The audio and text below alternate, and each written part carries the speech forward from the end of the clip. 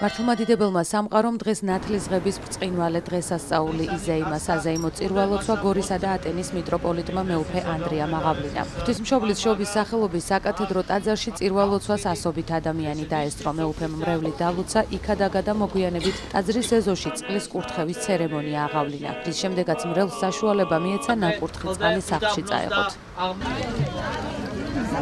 გილოცავთ ნათლისღების ბრწყინვალე დღესასწაულს.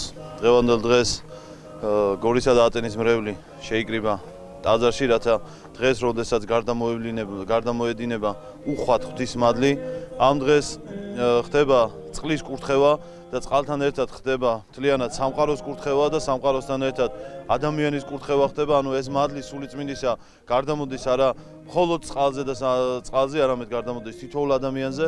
გილოცავთ ამ წირვალე დღესასწაულს, პირველი მეუფეს ულოცავ ამ წირვალე დღესასწაულს, ყველა ნათრულებსაც ულოცავ და სულ ჯანმრთელი, სულ კარგად და ჯანმრთელი და უფალი იყოს იმათი ფარველი. საზეიმო წირვა-ლოცვისა და წყლის კურთხევის შემდეგ მეუფე ანდრიამ სხვა სასულიერო პირებთან ერთად გორის ქუჩებიც აკურთხა. სულელობას ასობით ადამიანი შეუერთდა. მომლოცველები ოქონისა და მაცხოვრის საკათედრო ტაძარში შეჩერდნენ, სადაც საზეიმო წირვა-ლოცვა აღევლინა. უპირველეს ყოვლისა ულოცავ მთელ მართლმადიდებელ სამყაროს დღევანდელ დღეს ნათლისღებას უფლისა ჩვენისა იესო ქრისტესი.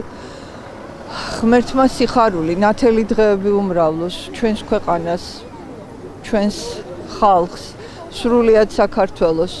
გილოცავთ ნათლისღებას, მრავლს დასწრებოდეთ სოყენანი კარგად.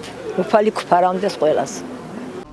ნათლისღება 12 საუფლო დღესასწაულს შორის ერთ-ერთია. ეს არის დღე, როდესაც უფალმა იესო ქრისტემ ნათელი იღო და მდინარე იორდანეში იოანე ნათლისმცემლის მიერ მოინათლა.